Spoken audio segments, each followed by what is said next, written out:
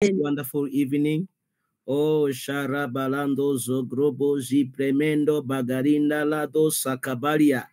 Elilo Sasende Moninge Newato Sapradelade. Vreninos Yala Kobaya dele Jorodo Elemanto Zabara. We give you praise, we give you praise, we give you praise for your word, oh God. Lele Zosake Nando Rabala Sekereba. Our hearts are open, oh God. With the meekness of heart, receive the word of God with faith. The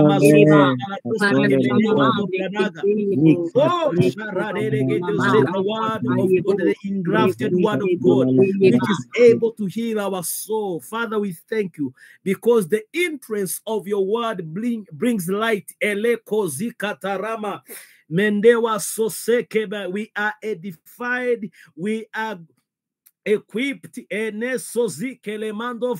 this word, oh God. We are ready. The word of God that we are sharing, we share together and we enjoy together. We build together. We are equipped together. In the name of Jesus, we grow together. In Jesus' name. Glory to God. Hallelujah. Hallelujah. Hallelujah.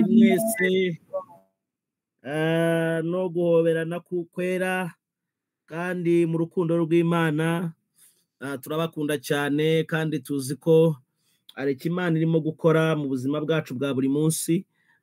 Iyo igihe cyose twicara imbere y'ijambo ry'Imana ibintu byose birashoboka. Iyo twicara imbere y'ijambo ry'Imana ibintu byose biba bishoboka, cyane cyane gukura, gutsinda, kunesha, kujya imbere. So muri umugisha in the name of Jesus. So munyemerere n'ubundi tudatinze mbanze nshimira Imana yongeye kuduhereza uyu mwanya mwiza kugira ngo tuganire ijambo ry'Imana kandi tuvuge kubitwerekeye iby'iwacu. Nshimira abantu kuva aho twatangiriye iyi seri yo kwiga ku gakiza, tuvuga ku gakiza. Our life is all about salvation, nothing else. Ntekereza ko it's a lifetime series, it's a lifetime topic. Ntabwo ari ikintu twavugaho ukwezi kumwe, amezi abiri, amezi atatu ngo kirangire, ariko turashima Imana abantu bose Imana imaze gukoresha kugira ngo dusangire ibyo kurya byiza kandi biryoshye.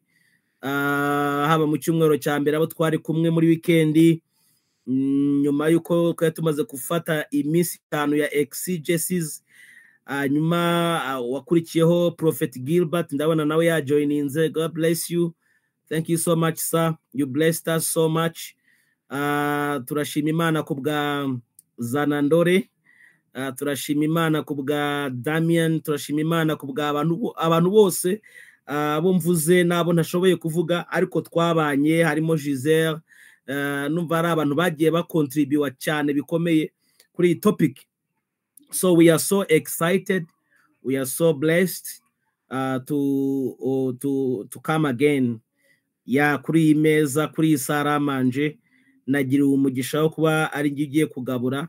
Rero ndashima Imana ko twese twiteguye kurya mu izina rya Yesu. Amen, amen, amen, amen. Now uyu munsi uko mwabibonye kuri flyer yacu cyangwa se poster yacu, hariho ijambo really interesting rivuga ngo misunderstandings in the scriptures concerning salvation.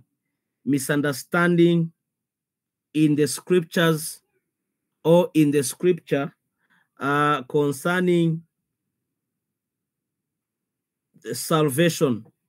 Wango ni nabyita misunderstanding, naza kubyita nk'ukutavuga rumwe mu byanditswe ku bijyanye n'agakiza. Turaza kureba impamvu mu gihe Imana iduhaye kugira ngo tubivugeho, kandi ndabizi yuko bizagira uwo bifasha mu izina rya Yesu. Turi mu isi yuzuyemo imyizerere myinshi cyane, twavuga ngo ni ibihumbi n'ibihumbi. Imyizerere imwe yaje mbere ya Yesu, indi za nyuma ya Yesu. N'uyu munsi imyizerere myinshi iracyavuka, ariko kandi igitangaje imyinshi muri yo ikomoka muri Bibiliya. Imyizerere myinshi muri yo, mu myizerere tubona, ikomoka, ifite origine muri Bibiliya. Ni ukuvuga ngo amadini menshi, navuga ngo 90% y'abantu bizera, bafite ibyo bizera, kwizera kwabo bagukomora muri Bibiliya, including Islam. N'abayisilamu ubwabo kwizera kwabo gukomoka muri Bibiliya. Origine yabo bavuga ko ari Abraham. Hanyuma kandi Abraham niwe sekuruza w'abizera.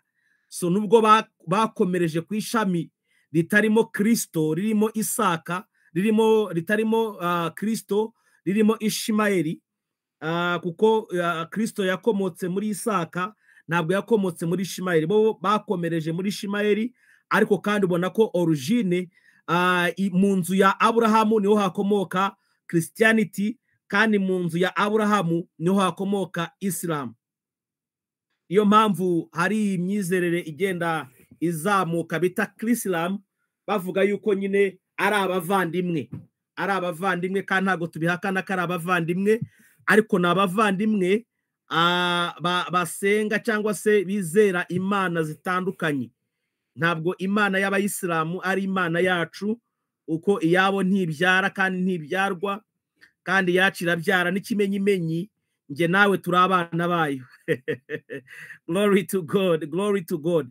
Muri Islam imana yabo ntibyara, niyo mpamvu bahora ari abagaragu. Mu Kigande niho bavuga neza, baravuga ngo abadu ba Allah. Abadu rero ni abagaragu, slaves. Abadu ba Allah, ntago ba ari abana, bo ni abagaragu, bahora ari abagaragu kuko imana yabo itabyara. Ariko turashima Imana kuko abamwemeye bose bakizera izina rye, yabahaye iki? Ubushobozi bwo kuba abana b'Imana. Uyu munsi ntabwo Kristo akiri umwana w'Imana gusa, ahubwo Bibiliya ivuga ko yabaye imfura hagati ya bene se benshi. Wow, amazing. So iyi myizerere yose rero, imyinshi dufite ikomoka muri Bibiliya, ifite inkomoko muri Bibiliya. Ntabwo ari uko ibyanditswe harimo imyizerere myinshi. Nagira ngo munyumve neza, kuba hari imyizerere myinshi, abantu benshi tumaranye igihe bamaze kugenda bamenya the art of my teachings, mwite cyane kuri introduction. Kuri introduction aba ari ingenzi kugira ngo uzamenye ibizakurikira, kuko even introduction I do it deliberately. Ntago mvuga ibyanjye, ahubwo mvuga ibintu accordingly to what I'm going to teach. So ni byiza ko umuntu yumviriza cyane na introduction, ntago ari bya bindi ngo ubwo ari gutangira ngo ndaza kumva ngo tugeze hagati aho ngaho ushobora kuza gutakara ugasanga ubuze uratakaye. Reka dutangirane neza unyumve. Nari mvuze ngo imyizerere myinshi dufite yose, imyinshi ikomoka muri Bibiliya. Kandi ikindi ntago ari uko mu byanditswe harimo imyizerere myinshi, ahubwo nuko abantu bagiye basobanura ibyanditswe cyangwa se inyandiko z'ibyanditswe mu buryo butandukanye. Impamvu dufite imyizerere myinshi ikomoka muri Bibiliya, ntago ari uko muri Bibiliya harimo imyizerere myinshi, ahubwo nuko abantu basomye ibyanditswe cyangwa se inyandiko z'ibyanditswe bagiye bazisobanura bitandukanye, bityo hakagenda havuka imyizerere. Even today abantu aragenda agasoma ibyanditswe agahita azamura, agahita atangira itorero rifite imyizerere runaka. Umuntu yasoma mu Bikorinto aho Pawulo yabwiraga abagore b'i Korinto, ababwira uburyo bwo kubaha abagabo, ababwira the orders administration mu muryango w'Imana cyangwa se mu muryango wizera, yuko Kristo ari we mutwe w'umugabo, hanyuma kandi umugabo nawe akaba umutwe w'umugore. Hanyuma ababwiye ngo mujye mutwikira imitwe yanyu, agereranije na culture yabo, arimo afite icyo arimo kubigisha, ababwira ngo bajye batwikira imitwe yabo. Yashakaga kuvuga ngo bajye batwikira abagabo babo, bajye babubaha kuba bagira impano mu rusengero bakagira inshingano ntabwo bibemerera gukandagira ku bagabo babo no kubasuzugura, ahubwo nk'uko batwikira imitwe yabo muri karica yabo bajye batwikira n'abagabo babo bakomeze babubahe no matter how anointed they are. Rero aba umuntu yabisoma out of context agahita avuga ngo nta kujya imbere y'Imana udateze igitambaro. Ubwo idini rikaba riravutse ry'abantu batega ibitambaro waba utagishyizemo bakavuga ngo ntabwo Imana ikwemera, yewe rimwe na rimwe hakaba hari n'abagusohora bapfa kuba babonye agasatsi kawe gasa neza. Icyo bazira ni kimwe, kuba umusatsi usa neza ni ingorane zikomeye, ni ukugusohora hanze bakaguhereza igitambaro ugatega, cyangwa se upfa kuba wambaye akenda keza kari kuri taye bahita bagusohora hanze bakaguhereza igitenge. Ni ukuvuga ngo ni standard ishyirwaho n'abantu, akaba ari imyizerere itari mu byanditswe ahubwo abantu bakuye mu byanditswe. Sinzi niba mubyumvise ibyo ngibi. Iyo myizerere ntabwo iri mu byanditswe ariko abantu bayikuramo bakayikora. So naberekaga uburyo imyizerere yagiye itangira. Umuntu akibanda ku isabato, iyindi mirongo yose akayireka akagenda areba ahantu hari isabato gusa. Jye wizihiza umunsi w'Imana akayikurikiranya neza ku murongo akayishyira ku rupapuro, hanyuma agahita ashinga idini akavuga ngo twebwe isabato niyo ngiyo. So amadini menshi yagiye akomoka mu byanditswe, ariko si uko mu byanditswe harimo imyizerere myinshi, ahubwo nuko abantu bagiye basobanura inyandiko zo mu byanditswe bitandukanye. So ibyanditswe ni iki, cyangwa se Bibiliya ni iki? Reka tufate Bibiliya yose, Bibiliya nk'igitabo kimwe cy'ibitabo 66. What is the Bible? Bibiliya ni teoloji cyangwa si teoloji?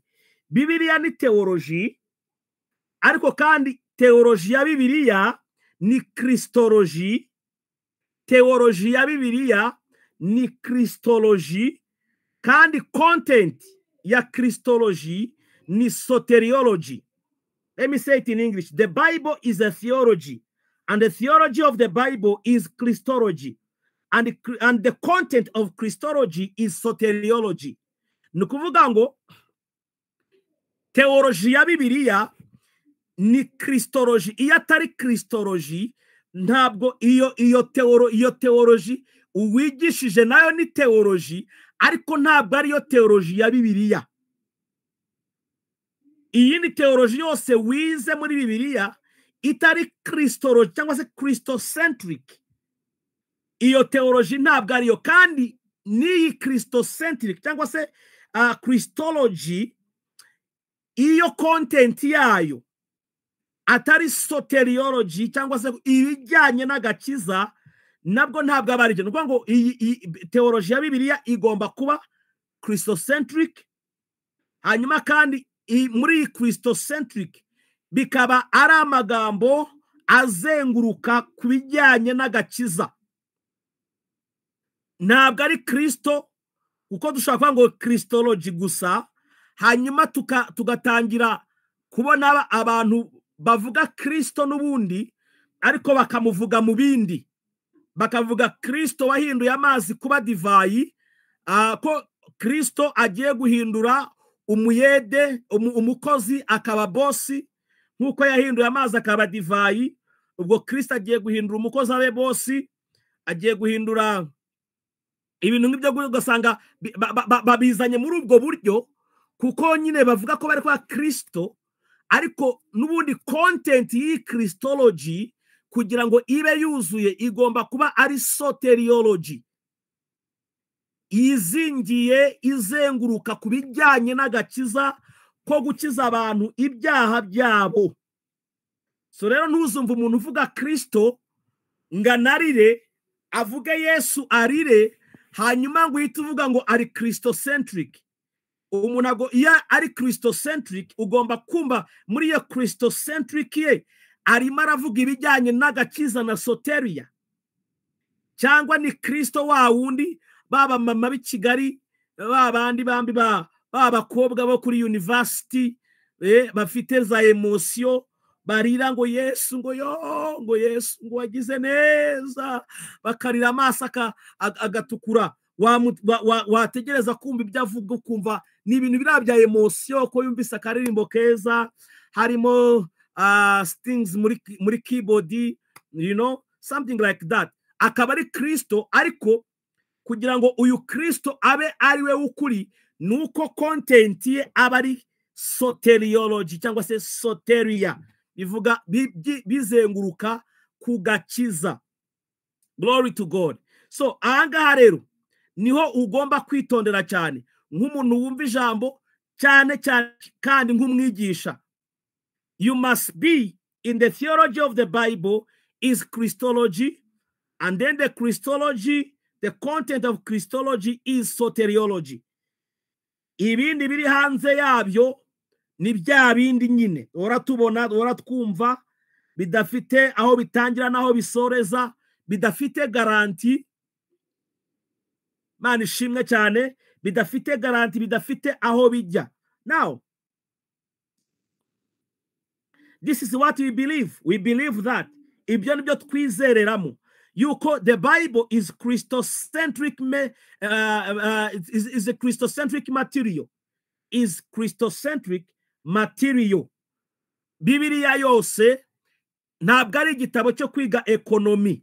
Niyo mpamvu muri mu isomo rya ekonomi mutakoresheje Bible nka textbook. Igihe mwigaga ekonomi ntimwigeze mukoresha Bible nka textbook. Kubera iki? Bible ni igitabo gikennye cyane ku bijyanye n'amasomo ya ekonomi. Ntago mwarimu igeze ayikoresha, nta n'undi wigeze ayikoresha igihe wigaga business administration. So nta kuntu rero uyu munsi ushaka gutera imbere, ushaka kunguka, ushaka kugira amafaranga muri banka, ushobora kubumbura Bibiliya cyangwa utegereza ijambo riva kwa pastor kugira ngo ujye kubitsa amafaranga menshi. You don't need that. I am sorry, you don't need the Bible to prosper. When I said that, igihe numvaga iryo jambo bwa mbere, namaze umwaka wose ntaragira audacity yo kurivuga. Namaze umwaka wose ntaragira audacity yo kurivuga. Aho narivugiye ntibongeye kumpa agatuti kugeza n'uyu munsi. Now 4 years I think. Bakunda kumpamagara almost every 3 months. Bakanegera indege nkagenda nkaba blessinga nkataha $1. Ariko kuva umunsi nababwiye ngo you don't need the Bible to prosper. You don't need Bible to prosper. Baravuga bati blasphemy, blasphemy.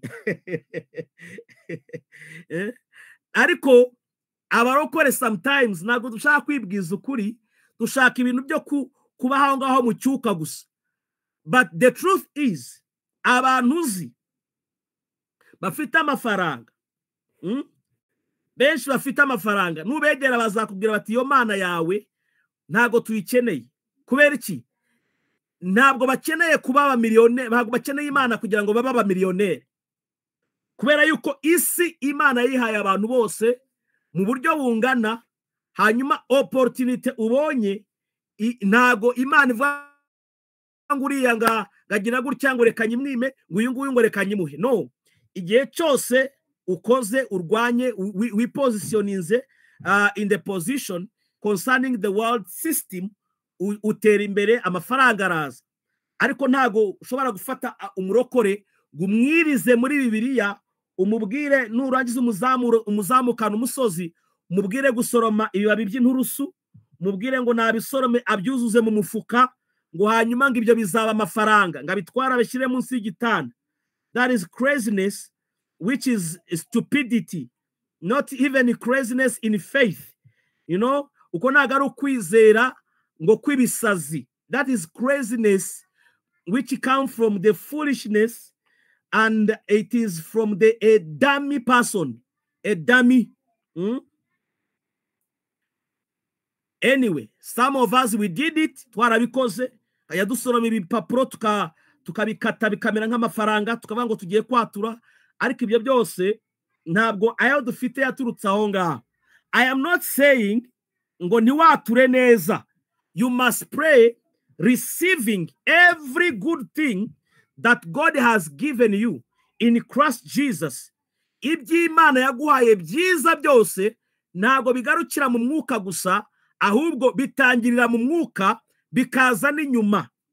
Ariko igihe cyose utigishijwe ngo waproachinge iyo situation with understanding, with knowledge, niba ugiye mu kazi ugende nk'umuntu already wamaze gukira, you are a blessed man who is going to obtain his blessing.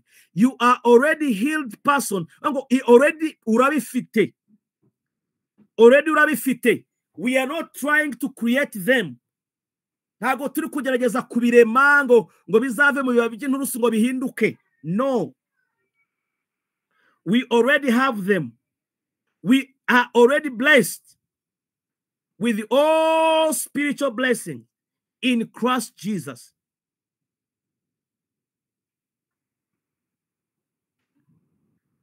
So we have to guard our spirit.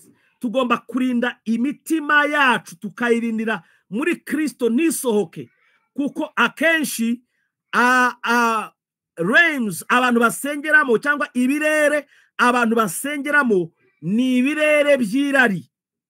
Abantu benshi basengera mu birere by'irari.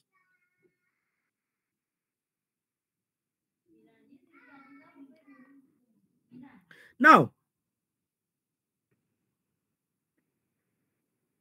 ubundi byanditswe byose bikwiye kureberwa mu mucyo wa Kristo, in the light of Christ. Biravuga ngo dufite ijambo ryahanuwe ngo kandi rirushaho gukomera, ngo muzaba mugize neza nimuryitaho. Aravuga ngo niryo tabaza imurika ahacuza umwijima. So iri jambo niwe Kristo nk'uko Bibiliya bigaragaza muri Yohana 1:1, ngo kandi niwe tabaza. Biravuga ngo he was the light of man. So niwe tabaza. Iyo tumufashe ngo amurika ahacuza umwijima. Ahacuza umwijima ni hehe? Ni mu isezerano rya kera, in the shadows. So when we go with Christ in the scriptures, in the writings of the Old Testament, we go back with Christ, tuba tujyanye umucyo, tugenda tumurika. Iyo tumuritse rero, tumurikishije iri tara cyangwa se uru rumuri rwitwa Kristo, tubona Imana ariko tuyiboneye muri urwo rumuri. Tubona Imana tuyiboneye muri urwo rumuri.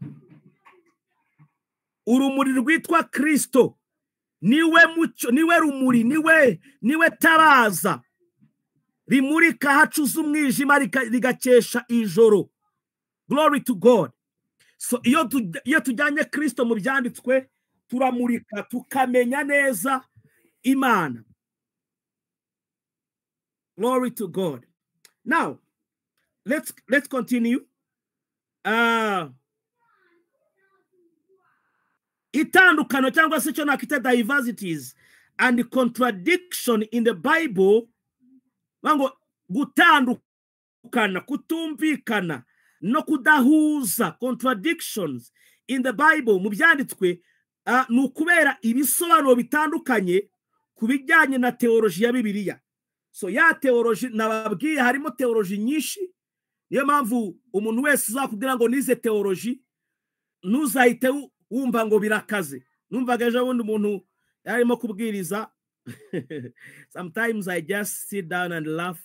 Nkabwa none nkora iki kanisekere. Ku umuntu aravuze ngo Baramu yatambye ibitambo ngo 42, ngo hanyuma ngo Yesu araza avuga ko hariho generation 12 imbere yuko Yesu aza, generation 42.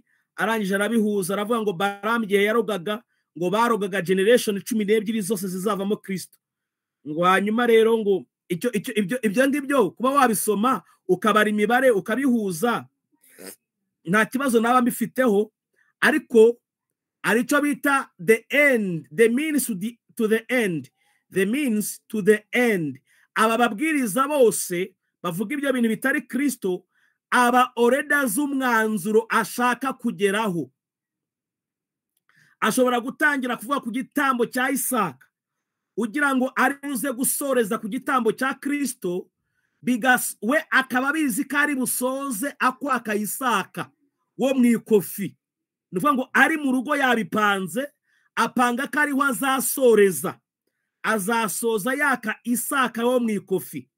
Uyu nawe rero w'amajenerasiyo 42 yasoje avuga ngo Imana yamubwiye ngo buri muntu wese ushaka gusengera no gusecuringa generations 42 ziri imbere atanga 420. 420 buri muntu wese asecuringe generation 442 z'imbere. Si ngo mbere yuko atangira kwigisha, this was the target. This was the means to the end.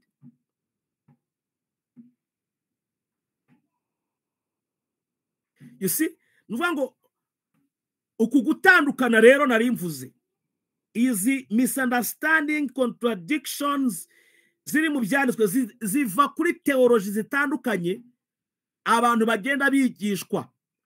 Ushaka kuvuga ngo nta theology twese ko turi hano, nubwo utaragera mu ishuri rya theology ngo uyisome byanditseho ngo église ngo école biblique, ariko buri muntu wese hano afite theology.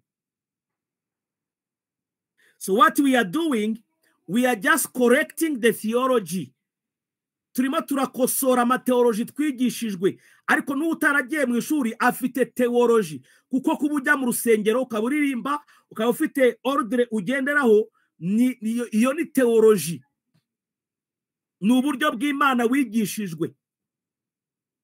So iyo turebye mu byanditswe rero tubonamo uburyo buzima cyangwa se bwa nyabwo bwo kumenya Imana, bityo wasobanukirwa ugahindura ugatunganya bitewe na theology nzima twavuze yuko igomba kuba iri Christocentric, kandi ikaba iyo Christocentric ikaba content yayo ari soteriology. So the Bible was never meant to have multiple meanings. I repeat, Bibiliya ntigeze itegurwa kugira ibisobanuro bitandukanye. Ibi bababwiraga ngo umuntu yasoma ngo umurongo umwe, ngo umwe akavanamo ubukwe, ngo undi akavanamo imodoka, ngo muri uwo murongo ngo undi akavanamo visa, ngo muri uwo murongo ngo undi akavanamo ngo ubukwe, ngo undi akavanamo ijipo, ngo undi agakuramo inkweto. Ibyo ntabwo ari byo. Bible has no multiple meanings. God is not an author of confusion. 1 Corinthians chapter 14 verse 33. Imana yacu ntabwo ari Imana ya confusion. All scriptures were inspired or is inspired. All scripture is inspired by one spirit. Ntabwo ibyanditswe byose byahumetswe n'umwuka umwe bishobora kuvuga ibintu bitandukanye. Ntabwo ibyanditswe byahumetswe n'umwuka umwe byasobanura ibintu bitandukanye. So it carries one message. It carries one message. Ntabwo ari message nyinshi ziri muri competition. Ngo ariko ngo ubigize wumva ngo revelation ngo ya Olympe ngo kuri iki cyanditswe. Ngirakaze. Ngo wumvise se ngingi ya Kamanzi. Ngo bafiteho revelation ngikaze. No. We don't have many messages that are competing. No, we have one message, one revelation. Dushobora kubivuga mu buryo butandukanye kuko uburyo bwo gusobanura kwacu ntabwo buhuye, uburyo bwa expression ntabwo buhuye, indimi dukoresha ntabwo zihuye, ariko kandi aho turimo kugana destination yacu igomba kuba imwe kuko ibyanditswe byahumetswe n'Imana. Paul yatanze icyo twita warning abwira itoro ry'Abagalatiya, Bagalatiya 1:6 ababwira ko ubutumwa ari bumwe. Bagalatiya 1:6 aravuga ngo ndatangazwa nuko mwimuye vuba mutyo mukareka uwabahamagariye guhabwa ubutumwa, guhabwa ubuntu bwa Kristo mukajya ku bundi butumwa. So ubutumwa bw'ubuntu bwa Kristo ni ubutumwa bw'Imana yakoreye muri Kristo Yesu, nibwo butumwa bwiza bw'ukuri. Twese twahamagariwe guhabwa ubuntu. Umuntu ukubwira ngo nawe wabaye umunyabuntu uzatangara umubwire ati ndatangaye kuba wowe utari umunyabuntu, kubera ko twese twahamagariwe guhabwa ubuntu bwa Kristo. Twese twahamagariwe guhabwa ubuntu bwa Kristo, kandi umunsi kuva uyu munsi ntimukongere kubyihakana ngo urumva ngo wenda ngo uvuze ngo iby'abanyabuntu ngo urumva ngo warigiye ngo ubivuze nabi ukaba utwariyemo ngo na babandi ngo bajya babisobanura nabi, bandi babisobanura nabi. Uwo muntu ukubwiye ngo hari ababisobanura nabi yigeze afata audio arayikumvisa ngo dore uyu kuntu abisobanura ngo yaravuze ngo mugende mukora ibyaha. No, turi abanyabuntu, ni izina ryiza, ni izina rifite fier. Glory to God. Hallelujah. Hallelujah. Hallelujah. Hallelujah. It's a good name. Kandi ngo nicyo twahamagariwe ngo mukareka uwabahamagariye guhabwa ubuntu bwa Yesu mukajya ku bundi butumwa. Twese umuhamagaro wacu nuwo guhabwa ubuntu. Twahamagariwe guhabwa ubuntu bwa Yesu Kristo ngo hanyuma babivaho vuba bajya ku bundi butumwa. Now Bibiliya kandi igaragaza ko dufite kwizera kumwe. Aho nimo nabagaragariza ko iyi mitekerereze yacu n'intego zacu zo kubwiriza ntizikwiye gutandukana, kubera ko dufite ubutumwa bumwe. Turabibonye, ni ubutumwa bw'ubuntu, ni ubutumwa bwiza bw'ubuntu bwa Kristo. Twese nibwo twahamagariwe. Icya kabiri, we have one faith. One faith, kwizera kumwe. Abefeso 4:5, hariho umubiri umwe n'umwuka umwe, nk'uko mwahamagariwe icyiringiro kimwe cyo guhamagarwa kwanyu. 5, hariho umwami umwe no kwizera kumwe. Ntabwo rero ushobora ngo ngengo mfite uko mbyizera, ngo urumva ngo ngengo niba mfite uko mbyizera, umuntu ugasanga yahatirije arimo aravuga ngo we afite uko abyizera, ngo kandi ugomba kumureka uko nyine abyizera. You see, nta muntu ugomba kugira uko abyizera kwe. Twese tugomba kugira kwizera kumwe. Ntabwo twaba dufite kwizera kumwe ngo hanyuma wowe uba ufite kwizera kwinshi. Aravuga ngo n'umubatizo umwe. Ntabwo twaba tuvuga umubatizo umwe ngo hanyuma hagira umuntu utangira gutera amahane ngo urumva nyine ngo jewe ngo umubatizo umwe ngo gose n'uwuhe, ngo umubatizo umwe n'uwuhe. Umubatizo umwe ni umubatizo twabatirijwe muri Kristo Yesu ubwo twizeraga.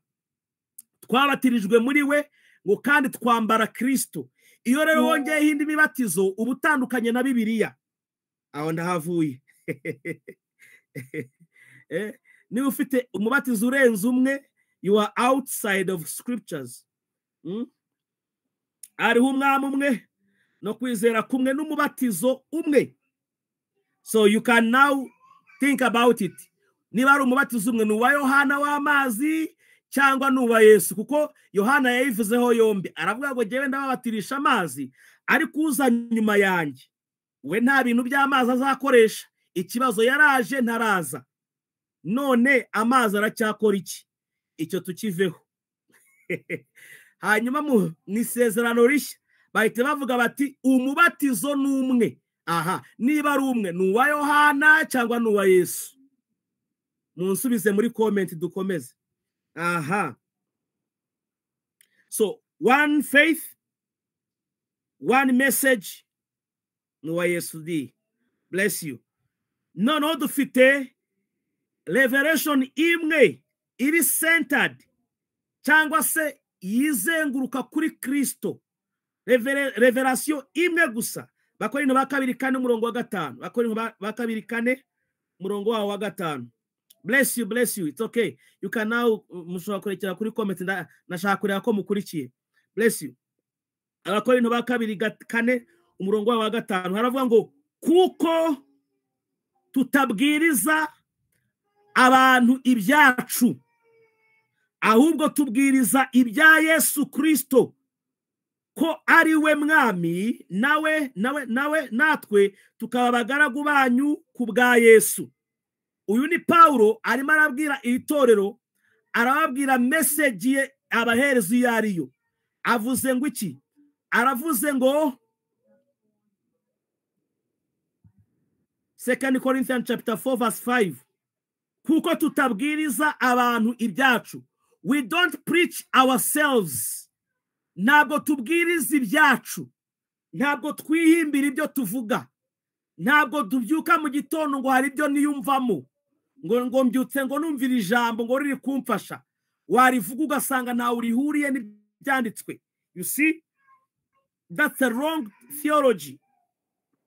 Ntitubwiriza ibyacu. Kubera ko tutabwiriza ibyacu rero, ntabwo ibyo tubwiriza bibura. Nta nubwo ibyo tubwiriza ari ubwiru. Wow. Niba ibyo tubwiriza atari ibyacu, icyambere ntibishobora kubura kubera ko bitakiri ubwiru. Ntabwo ubutumwa bwiza ari ubwiru.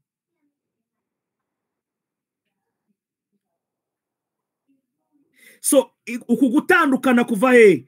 Kuva muri different traditions, imico itandukanye. Ari mushiti wanjye yagiye kubwiriza muri Swaziland. Yari umwadeperi umwe w'imbere cyane.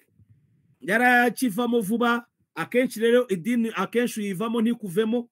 Ajya muri Swaziland ahantu muri cya gihugu cy'umwami Muswata, ahantu mimbere atari no mu mujyi, nibura ahantu bacyambara utuntu kudushumi gusa tunyura ku myanya y'ibanga. Yinjira mu rusengero asanga abantu barimo baritera hejuru bari kuramya, bashima Imana yuko Imana iboherereje umukozi wayo. Ahita afata ku maso abata ku maso ati ninjiye kuzimu.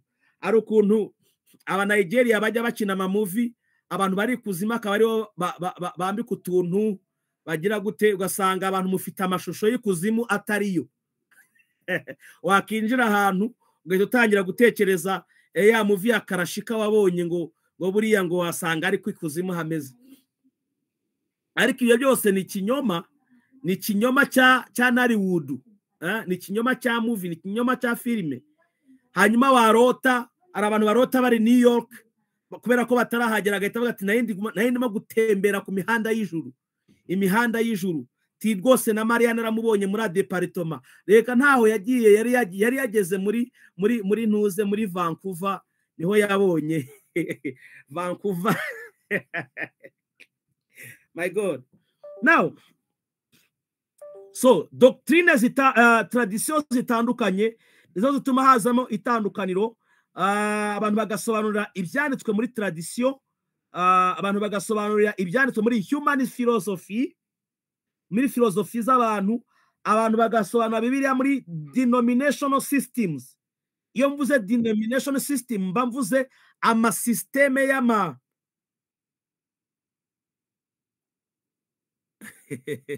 amasysteme y'amadenomination. Tuvuga urugero, akaba ari itorero rinini rifite amadoctrine yaryo yihariye. So systeme bubatse rero akaba ariyo basomeramo ibyanditswe. Ngo asoma ibyanditswe ariko akabisomera muri systeme, akabisunika bigafitinga muri systeme. Yewe rimwe na rimwe yabona be yaho iri buze gusenya systeme ye, ntatinye guhagarara imbere akababwira ngo dusome ayaho gusa, kuko be iraza gukrashinga systeme ye. So ariyeranje agasoma ayaho gusa agahita arekeraho. Ngo ibyanditswe barabisunika bigafitinga muri their denominational system. Ibyo byose biva kuki? Biva kuri lack of Christ-centered reading. Iyo umuntu adasomye asoma ashaka Kristo, nibyo ngibyo agwaho, birangira aguye ku bindi bitari Kristo. Kuko iyo usomye Bibiliya byanga bikunda ugomba kugira icyo ubona. Rero iyo utabonye Kristo ugomba kugira ikindi ubona, kandi ikindi ubonye ni uburozi. Iki kintu abonye kibonye hehe? Muri Bibiliya? Yego, ariko ni ukuri si ukuri. Akibonye he? Muri Bibiliya. Umuntu wese ubabura ngo nasomye Bibiliya yanjye. Okay, sawa. Tubwire usomye rero wasomye mwiki? Nasomye Bibiliya yanjye. Ntago duhakanye. Usomye wasomye mwiki? We are waiting to hear. What did you read? Kuko Kristo ubwe interpretation ye yari izengurukiye ku byamwanditsweho kandi agaragaza ko ibyanditswe byose byanditswe kuri we. Dukunda kuvuga aya magambo over and over and over. Iyo dusubiramo ibyanditswe tuba tugira ngo iyo repetition igira umumaro muri mwebwe. Nk'iki cyanditswe cyo muri Luka 24, ndakeka ko nta muntu wakagombye kuba atakizi. Luka 24 uhere kuri 25, 26, 27 then na 44.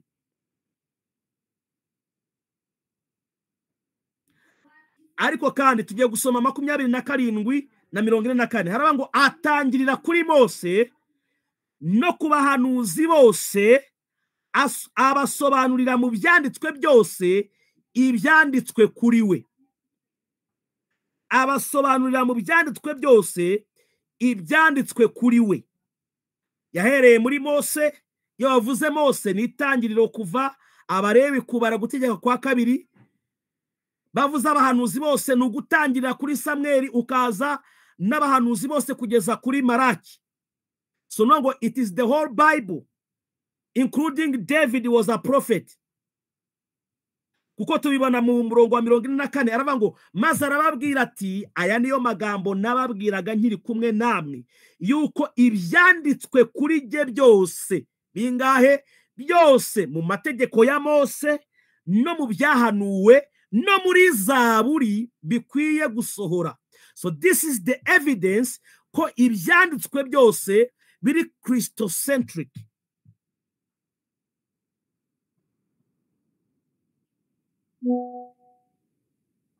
Ntabwo Yesu yigeze atanga just literal interpretation cyangwa se icyo bita allegorical interpretation cyangwa se icyo bita typological interpretation cyangwa se canonical interpretation. He gave only one Christocentered interpretation.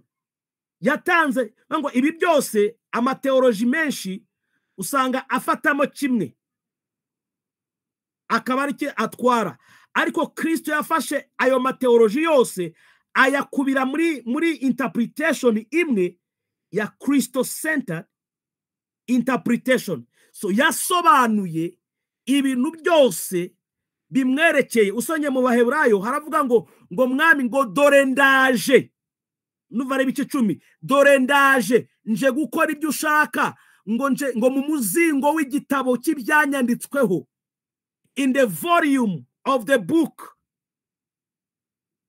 yaziye mu byanditswe. Hallelujah. So this means Moses, the 5 books, ibyo bita Torahs, byose it is about Jesus. Prophet from major and minor, all of them is about Christ. Then Psalms, Zaburi, it's all about Christ. The whole scripture. Nkuko tubona muri Yohana 5:39, nuwo murongo buri muntu wese yakwiye kuba awuzi cyane. John 5:39, very quick scriptures. Aravuga ngo murondora mu byanditswe kuko mwibwira ko muri byo arimwe mufite ubugingo buhoraho kandi ari byo bimpamya. So the scriptures are the testimony of Jesus. Scriptures point on Christ. Byose bigaragaza Kristo. All the 66 books speak of Christ. Byose ibitabo 66 bivuga kuri Kristo. So the Old Testament is New Testament concealed. I repeat, the Old Testament is New Testament concealed. Then the New Testament is the Old Testament revealed. My God, my God. I repeat this statement. The Old Testament is the New Testament concealed. The New Testament is the Old Testament revealed. So there is a New Testament in the Old Testament, and there is Old Testament in the New Testament. In other words, there is only one revelation.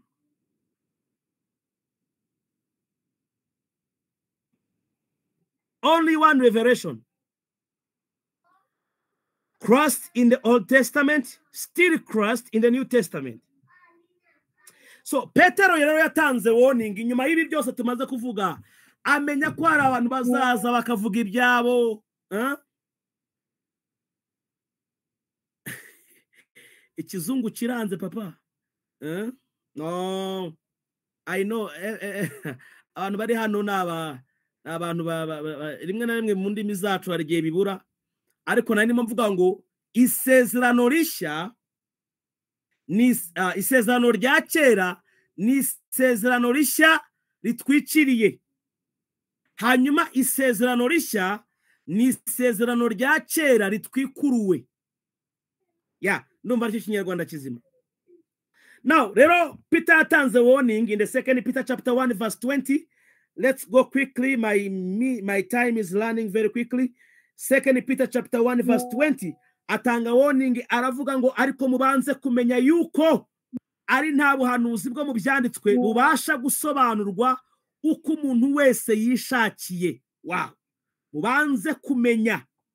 Mu yandi magambo, it's a priority.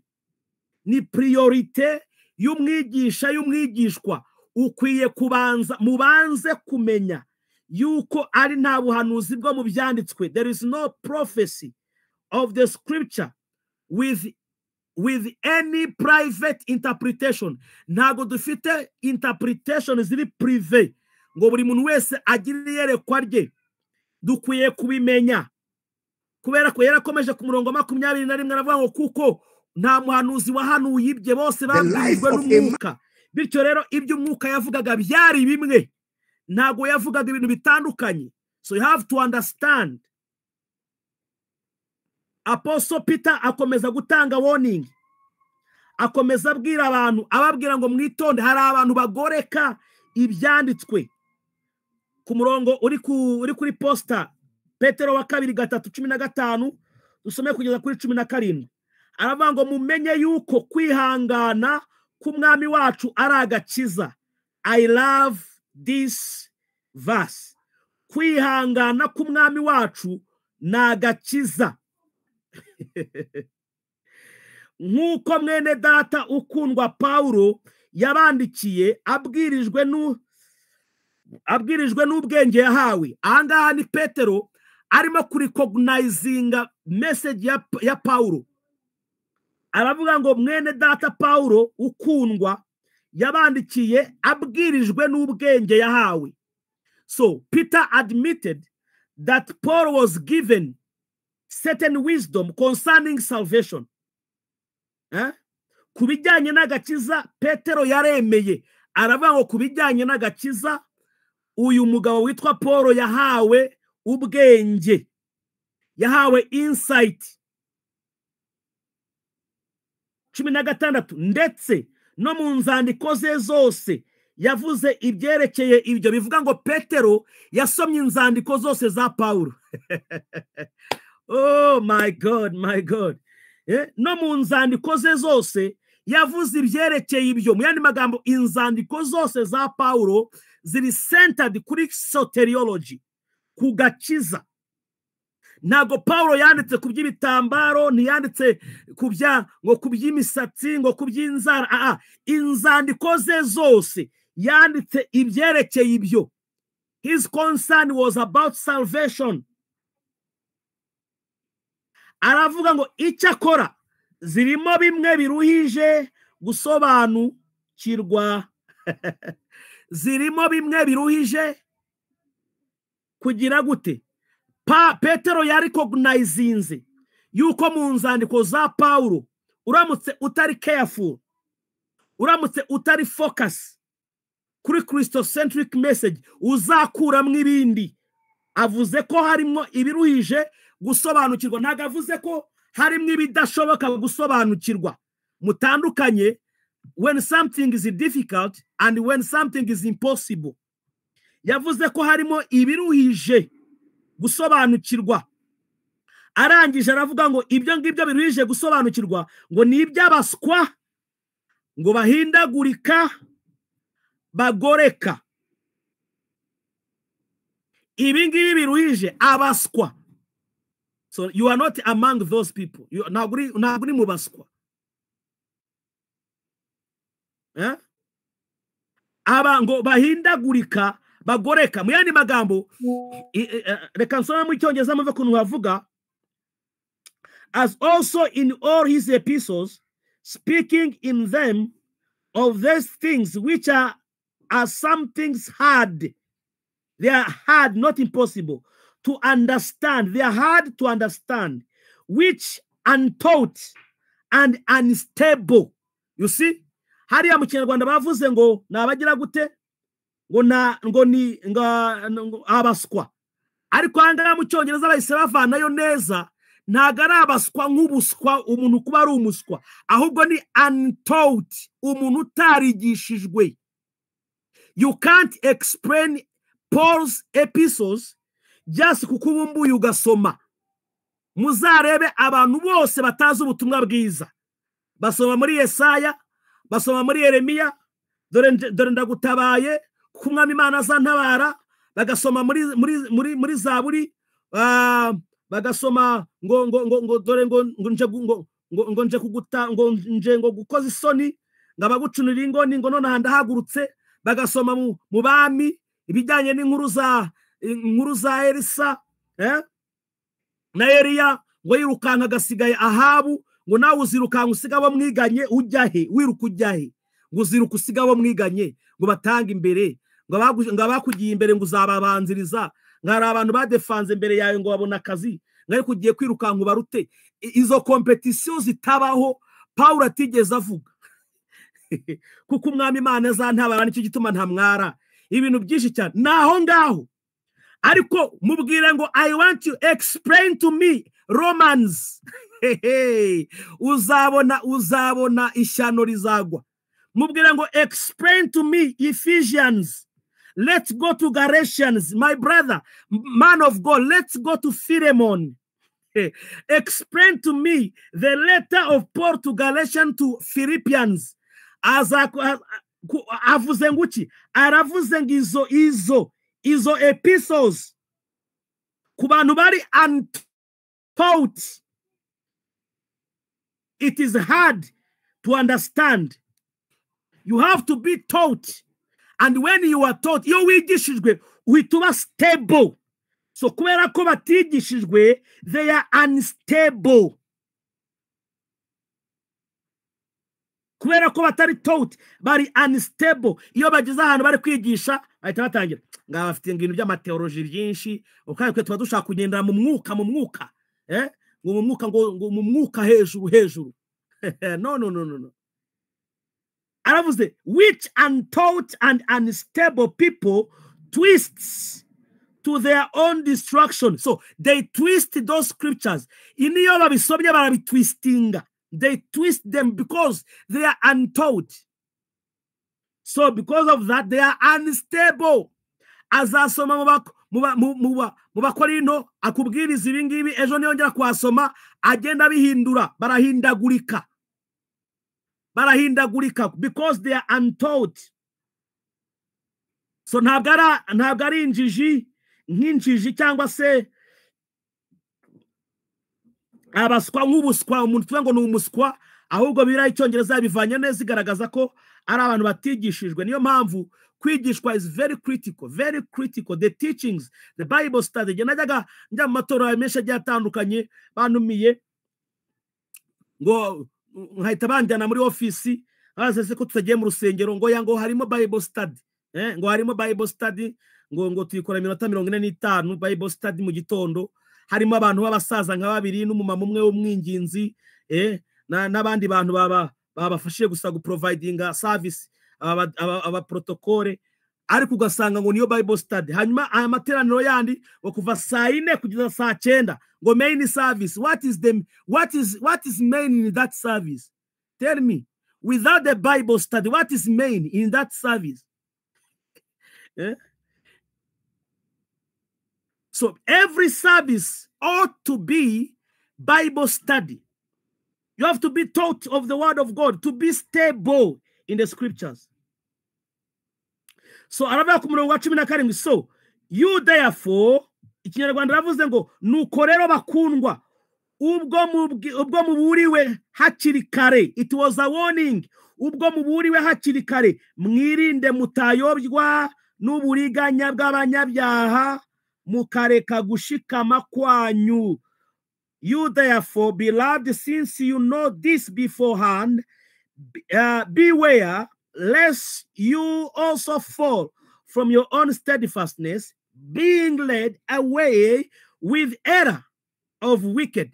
So nubwo arimo aratanga icyo bita warning, abwira abantu kwirinda kuyobywa, ariko uku kuyobywa ntago ari ukuyobywa kuri mu nzu y'umupfumu, ntago ari ukuyobywa abwirijwe n'ababamaje bo ku muhanda, oya, ntago ari ukuyobywa ayobejwe n'umuntu umubwiye ngo gengo ndo murera iminati ngo mpamagara kuri iyi nimero. Arimo arabwira kwirinda kuyobywa n'abantu babayobereza mu byanditswe. So mu yandi magambo, ubuyobe bushobora kuva mu byanditswe.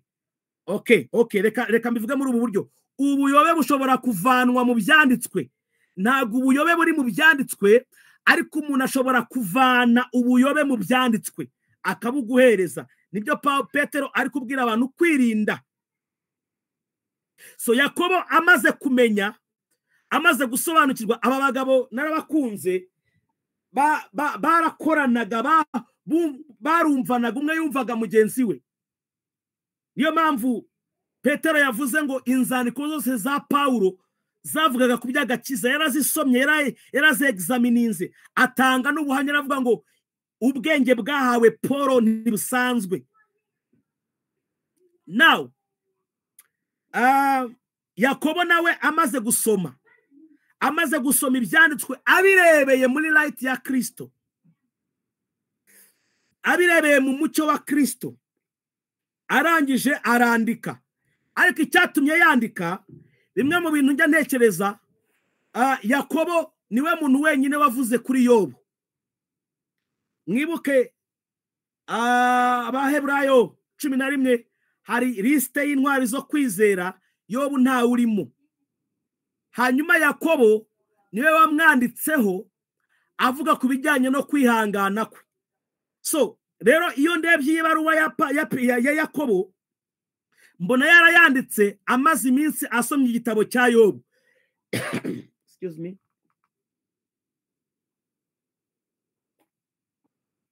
Kubera iki mvuga gutyo? Nuko yamuvuzeho, biragoye kumuvugaho atarasonye ibijyanye nawe. Rero amaze kureba Bibiliya yose, including the book of Job, arebye uburyo abantu bagiye bavuga Imana, anarebye Imana y'ukuri mu isezerano rishya muri Kristo Yesu, arangije yandika iyi baruwa.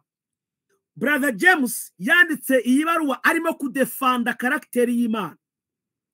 Aravuga ku murongo wa 13 mu gice cyaho cya mbere, Yakobo 1:13, aravuga ngo umuntu niyoshywa gukora ibyaha, ye kuvuga ko Imana, ye kuvuga ati Imana ninyoheje. Mu yandi magambo, hari abantu yagiye asoma muri Bibiliya asanga bavuze yuko ngo ari Imana yaboheje. Harimo no witwa Yeremiya yaravuze ngo warancutse nemera gushukwa. So aragenda arabisoma byose, aravuga ati aba batipe bajya bavuga ko ari Imana yabashutse. Nsomye Bibiliya muri light ya Kristo, ndabona ibi bintu atari byo bigomba guhinduka. Arandika aravuga ngo kuva uyu munsi umuntu niyoshywa gukora ibyaha, umuntu niyisanga ari gukora ibyo ari gukora, ntazavuge ngo ni ubuntu bwabimuteye. Ntazavuge ngo yahuye na Kamanzi ngamubwira ubuntu ngo none niyo mpamvu ari gukora ibyaha. Umuntu niyoshywa gukora ibyaha, ye kuvuga ati Imana ninyoheje, kuko bidashoboka. Ntibigira bite? Ntibishoboka, kuko bidashoboka ko Imana yoshywa n'ibibi cyangwa ngo yo igire uwo ibyohesha. Kubera ko Imana idashobora gukora ibibi, ntishobora no kubyoheshamo undi muntu uwo ari we wese. Mu yandi magambo, Imana ntishobora kugushyira mu byitarimo. Imana ntishobora kugushyira mu byitarimo. So umunsi wisanze rero mu bintu bitari, ntuzavuge ngo buriya ngo ni Imana ngo yanyoheje. Abakristo nibo bajya babikora, bakavuga ngo icyarimo ngo ni Imana yakimushyizemo, ngo Imana gishaka kugutereka mu kigeragezo ngikakiguterekamo rwose ngikemera yuko ngo nibyo byose ubikora ngo Imana yemeye yuko ngo nca mu busambanyi ngo Imana yemera yuko ngo byose ngirabyemera ngo ubwo ngo ni Imana yabyemeye. Aba Nigeria bo mu mafilime abajya bavuga ngo ni Satani wari wamushutse, nubwo najya bahita babihakana bata ngo you are the devil, ngo you are that devil ngo it's the devil, you are that devil. No. Aha, so umuntu niyo nagira niyoshywa ukora ibyaha cyangwa ikindi kintu cyose kibi ntabishyire ku Mana. This must be clear to us and to everybody.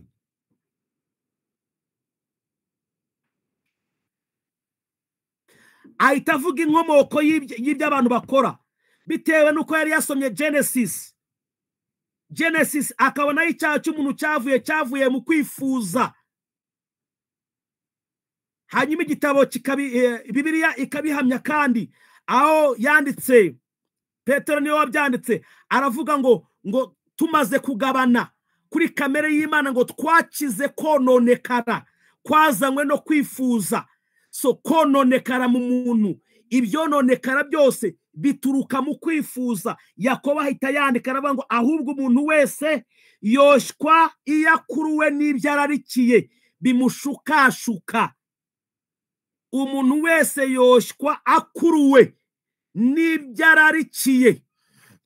So ijambo ry'Imana iyo rivuzwe mu busawe rirangiza rikuraho irari ryose, rikuraho apeti yindi iyo ariyo yose. Iyo umuntu atagifite ibyo ararikiye, iyo umuntu atagifite apeti runaka, ntabwo rero akururwa ngo ajyanwe muri bya byaha, kuko umuntu yoshywa iyo akuruwe n'irari rimushukashuka.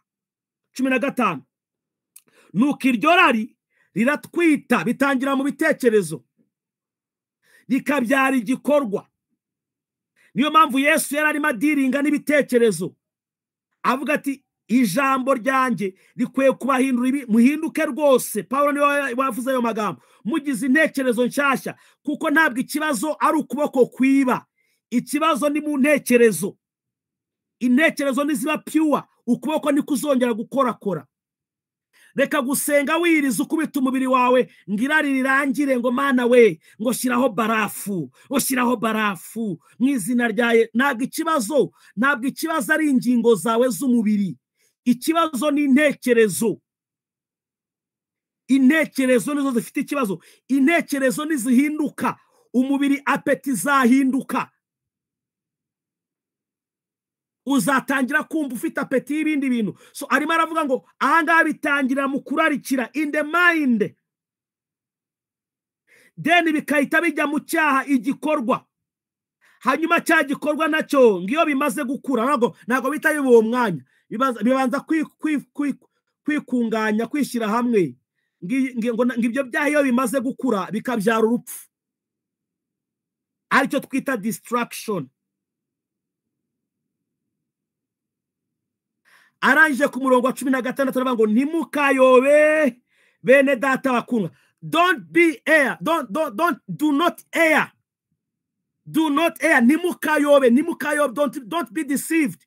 Kubera iki? Yaravuze ngo ibi byose avuze hejuru biri mu byanditswe muri Bibiliya. Hari abantu babivuze bavuga ko ari Imana yabashutse, bavuga ko ari Imana yatwaye ibintu byabo, bavuga ko ari Imana yabahaye kandi kabere yatwaye, bavuga ko ari Imana yishe kandi kaba yakije, bavuga ko ari Imana yabikoze none nabo ntacyo bafite gukora. Yobo yaravuze ngo none ngo ninde wayibaza ngo urakora iki? Ngo none se ngo kutayibaza ngo ntiwayibaza ngo urimo urakora iki? Ibyo byose Yakobo aravuga ngo byose byaranditswe muri iki gitabo. So do not err. Nimushukwe, nimuyobywe, mwitonde mu gusoma Bibiliya, mu gusoma ibyanditswe. Harimo utwo tuerere muzagenda mudusanga. Abantu bavuze yuko ari Imana yabayobeje, abantu bavuze yuko ari Imana yabakubise, abavuze ko ari Imana yabishe. Arabati ngiye kuri ibintu byose maze gusoma, mfashe umwanzuro wo kubabwira ngo mwitonde. Arangije ahita avuga icyo yabonye mu byanditswe. Oh haleluya, ndafashijwe. Ahita avuga icyo yabonye mu byanditswe, amaze kubabwira ngo ntimuyobe 17 ahita avuga ngo gutanga kose kwiza. Niba bigeze ku bijyanye n'Imana, niba mugeze ku bijyanye no gusobanukirwa Imana, mumenye iki ngiki: gutanga kose kwiza n'impano yose itunganye rwose. Nibyo. I like that word, nibyo. So iri jambo nibyo rishyiraho umupaka, cyangwa se twabyita rishyiraho ko ngiye kuvanga indimi mw'abantu. Kine kigambo kiteka ke komo, icyo ni kigande ngo iri jambo rishyiraho icyo nakita umupaka ku bintu Imana itanga, ku bintu biva ku Mana. Ndagira ngo mwumve neza, nongere ndisome: gutanga kose kwiza n'impano yose itunganye rwose. Nibyo biva mu ijuru. Mwene magambo nta bindi, iyo bitari ibyo nta bindi, nibyo biva mu ijuru. Gutanga kose kwiza n'impano yose itunganye rwose, nibyo biva mu ijuru. Ibindi byose muzasangamo, my God, ibindi byose muzasangamo bidahuye n'ibyo, mucishemwe umurongo. Ngo kandi bimanuka bituruka kuri se w'imico udahinduka. Yakobo yabaye, sinzi Yakobo niba umuntu azamugira gute, he defended the character of God. After reading, he defended God's character. Aravuga ngo bimanuka biva kuri se w'imico, kandi ntago ari se w'imico ngo ejo bihinduke. Aravuga ngo udahinduka, cyangwa ngo agire igicu cyo guhinduka. Ntabwo ahinduka, nta nubwo abitegura. Ni se w'imico. Ariyo Yohana yavuze ngo ubu nibwo butumwa twakiriye kandi namwe twabuhaye, ngo kuko muri we, hallelujah, in him there is light, and in him there is no darkness at all. So Yakobo yaramaze kubona ko mu byanditswe, in the scripture, bene data, niyo Paulo yabwiye Timotheo, aramubwira ngo jya umenya gukwiriranya ijambo ry'ukuri, to cut through the scriptures, gira ubuhanga, to rightly divide the word of truth. Kuko mu byanditswe harimwo amagambo ushobora gusoma kuko utayarebeye muri Kristo ugatekereza yuko a contradicting character y'Imana. Bityo abantu bakaba barabaye ba God's character assassinators. N'abantu character assassinations zikorwa buri munsi, abantu bavuga nabi Imana. Yakobo arababwira ngo nimuyobe, niba kubijyanye n'Imana mumenye iki ngiki, mumenye ko gutanga kose kwiza n'Imana yose itunganye rwose ari byo biva mu ijuru. So ibi bigaragaza yuko kuyoba, abantu bayoba batabikura hanze ya Bibiliya. So ntuzabona umuntu afite Bibiliya nini ngo utekereze ko atayoba. Igihe cyose adasomeye ibyanditswe muri Kristo, biroroshye cyane kuyoba kurusha n'udatunze iyo Bibiliya. So ibyanditswe bisobanuwe nabi cyangwa se bigasobanurwa hanze ya Kristo, ukuri kw'ibyo byanditswe kurabura. Iyo umuntu asobanuriye nabi ibyanditswe hanze ya Kristo, ukuri kwabyo kurabura. So ni ingenzi cyane kumenya umutima w'Imana. Ikindi ngiye gusorezaho, iyo umenya umutima w'Imana, ukamenya ko Imana itica, ukamenya yuko impano nziza yose ari ituruka ku Mana, so ibyo bigomba guhindura the entire system muri wowe, uburyo uzimo Imana. Ntabwo bisaba kugira ngo usome imirongo yose. Hari ibyo utazasobanukirwa uyu munsi, ariko ugomba guhindura intekerezo zawe, entire mind concerning God, even n'ibyo utarasobanukirwa neza. Ndabaha urugero. Iyo wamenye ko Imana itica, ukabimenyera tuvuge mu cyanditswe aho bavuga yuko Imana yarimbuye Sodomo na Gomora, ukamenya yuko atari Imana yabarimbuye, ahubwo barimbuwe no kutumvira. So kutumvira ni iki? Kutumvira, iyo umuntu atumviye Imana, niyumvire ntajye ku ruhande rw'Imana kandi yamubwiye, hanyuma akavuga ngo sinkushaka. So kugenda kw'Imana, the absence of God, nibyo twita destruction. Who is the destroyer? John 10:10. Umujura ntazanywa n'ikindi kwiba, kwica no kurimbura, ariko jyeweho naje kugira ngo zibone ubugingo kandi bwinshi. So who is the destroyer? Is the devil. So is the devil that destroy. Ni devil udestroyinga, ariko adestroyinga ryari? Iyo abantu birukanye Imana hagati yabo. So iyo birukanye Imana hagati yabo, igisigara ni destruction. Ariko uko kuba Imana itari ihari, icyo twita the absence of God, abantu bagashira Imana, Imana bakayishyiraho icyo kibazo ngo niyo yabarimbuye. Iyo ni imvugo ya Bibiliya, ngo ni Imana yabarimbuye. Mu yandi magambo, iyo iza kuba ihari ntibari burimbuke, ariko kuko itari muri bo kandi ari bo bayirukanye, bagahita bavuga ngo barimbutse kuko idahari. So siyo yabarimbuye, barimbuwe n'umurimbuzi, ariko kandi niwo bakuye Imana hagati muri bo. Sinaba byumvikanye. So ntago Sodoma na Gomora ari Imana yabarimbuye, ahubwo barimbuwe nuko birukanye Imana, barayanga, ibatumaho abantu benshi, bakagerayo bakababwira, baranga neza. So kurimbuka kwabo kwavuye mu kwirukana Imana hagati muri bo. So iyo uvuze ngo ni Imana yabatwitse, ngo n'abana batonga ibintu byose ngira barimbura, utangira kubona ya Mana y'ingome. So uramutse umenyere kuri icyo cyanditswe ko Imana itica. So the whole Bible harimo za killings n'ibindi, hari za killings, hari ibiki byagiye biba mu isezerano rya kera, uhita byose umenya ko biri muri iyo kategori. Byaba bijyanye ngo Imana ngo yishe nk'imfura zo muri Egiputa, ngo ibiki n'ibiki, byose uko bingana, ugomba guchanginga mind yawe completely kw'Imana itica, hanyuma mind yawe ikazagenda ibisiporuta gake gake uko ugenda wiga ijambo ry'Imana. Ariko ntago wamenya ngo Imana ntiyica ubimenye muri Sodoma na Gomora, hanyuma ngo uhite wandika comment ngo none se mushumba ngo kubijyanye ngo n'Abisirayeli ngo ziramfura ngo zapfuye ngo burasi Imana yazishe. Icyo gihe ntago mind yawe iba yari bwahinduke. Sinzi niba mwumvise icyo ndi kuvuga. Mind yawe yihindutse kuri kimwe, yuko Imana itica, igomba guhinduka on the all scriptures.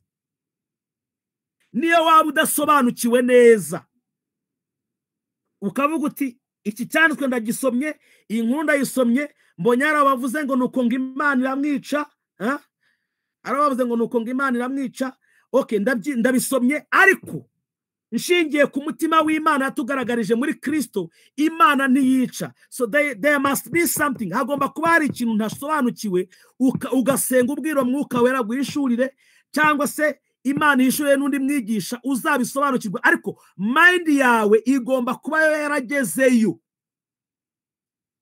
So understanding igusangayo, we waramaze kugerayo, kuko byo tubona ko uko Imana iteye ntabwo tubibonera muri Sodoma na Gomora, ntabwo tubibonera muri Egiputa. Uko Imana iteye tubibonera muri Kristo Yesu gusa. So iyo umaze kwibonera muri Kristo Yesu, iyo niyo formule yo kurebera mu Imana. Ntabwo wongera kubaza ibibazo byinshi, ahubwo utangira gukora study, uvuga ngo mbese niba bavuze Bibiri ivuze gutya, Mwuka Wera akagufasha, and teachers of the word, ukagenda usobanukirwa, ariko mind yawe yaramaze kuba persuaded kuko wamenye Imana muri Kristo Yesu. Yohana 1:18 haravuga ngo uhereye kera kose nta muntu wigeze kubona Imana, ahubwo umwana w'ikinege uri mu gituza cyase niwe wayimenyekanishije. So ahangaha Yakobo ahita avuga yuko nta muntu n'umwe wigeze kumenya Imana uhereye kera. yani magambo ntawayivuze nk'ukwiri kuko ntabwo bari bayizi, ariko umwana wayo niwe wayimenyekanishije uko imeze. So tumenya Imana neza muri Kristo Yesu. Bibiliya ihamya neza ko kandi igaragaza ko ari we shusho y'Imana. Usomye Abakolosayi 1:14-15, niwe waducunguje amaraso ye ngo tubone kubabarirwa ibyaha byacu. Ni nawe shusho y'Imana itaboneka, niwe mfura mu byaremwe byose. Usomye mu gitabo cy'Abaheburayo 1:1 kugeza ku wa 3, amazing scripture dusoreze hano. Haravuga ngo kera Imana yavuganiye na basogokuruza mu kanwa k'abahanuzi mu bihe byinshi no mu buryo bwinshi. Kabiri, naho muri iyi minsi y'imperuka yavuganiye natwe mu kanwa k'umwana wayo, uwo yashyiriyeho kuba umuragwa wa byose, ari we yaremesheje isi. Gatatu, uwo kuko ari ukurabagirana k'ubwiza bwayo n'ishusho ya kamere yayo. Kristo niwe shusho ya kamere y'Imana, kandi akaba ari we uramiza byose ijambo ry'imbaraga ze. Amaze kweza no gukuraho ibyaha byacu, yicara iburyo bwikomeye cyane yo hejuru. Now umurongo wa mbere ugaragaza ko Imana yavuganaga na basogokuruza mu bahanuzi, mu kanwa k'abahanuzi, kandi abahanuzi bakoreshaga their intelligence. Aba bahanuzi wibuke si Imana yavugaga ubwayo direct, yavugiraga mu kanwa k'abahanuzi. Musobanukirwe iki ngiki aba aricyo tuzahera hejuru. So ngo abahanuzi Imana yavugaga mu kanwa k'abahanuzi, abahanuzi bakoreshaga their intelligence.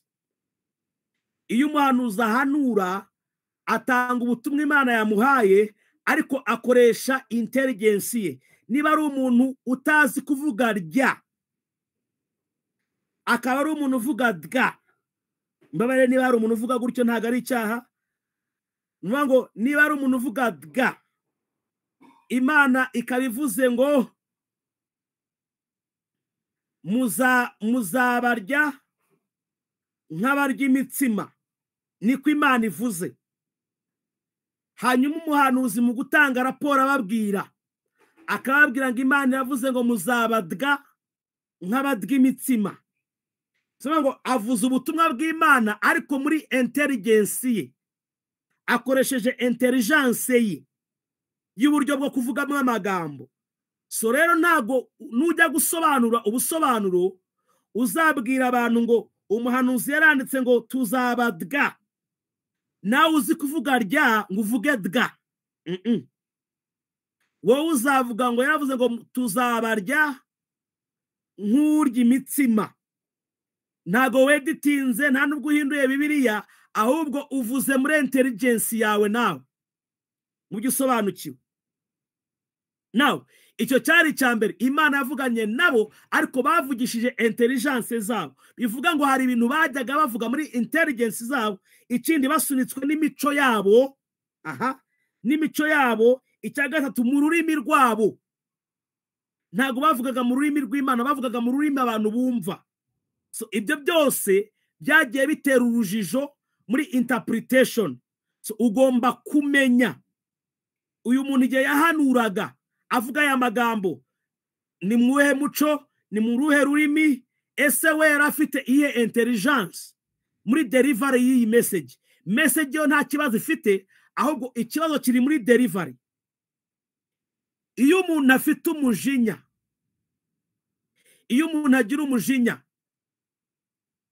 akaba umuhanuzi, uzasanga kenshi ahanurira mu mujinya, ababwira n'uburyo Imana yarakaye iri guhekenya amenyo, kandi ari uri kuyahekenya. So ntabwo Imana iri guhekenya amenyo, ahubwo ni umuhanuzi uri kuyahekenya. So you have to be very careful to cut through those words, ukuremo icyo Imana iri kuvuga, ibyo umuhanuzi ubijugunye, ibyiwe ubishyire ku ruhande. Niyo mpamvu yavuze ngo rightly dividing the word of truth. Glory to God.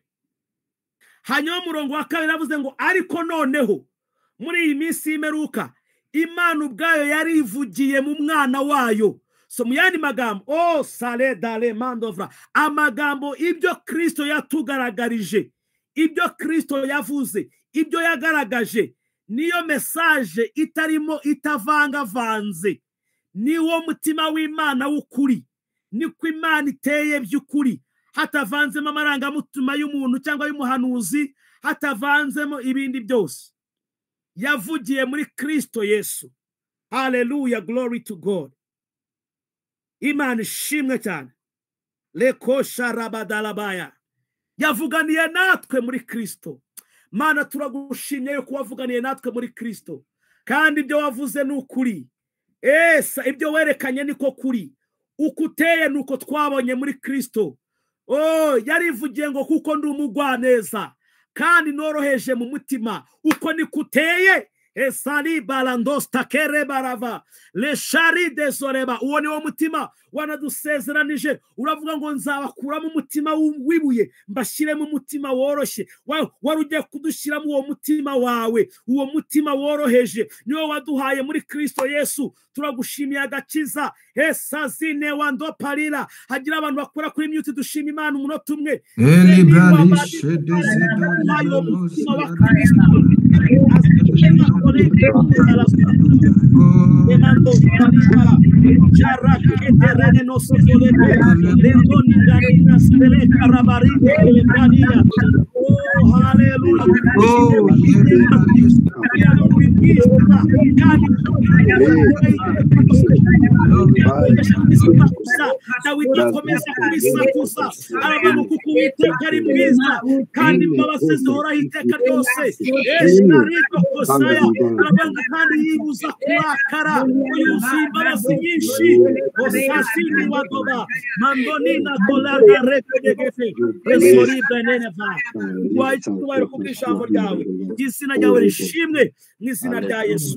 Amen, amen, amen. Glory, Apostle Naaman. You are a great blessing. You are blessing. Amen. Apostle umugisha cyane kutublessinga mu ijambo ry'Imana.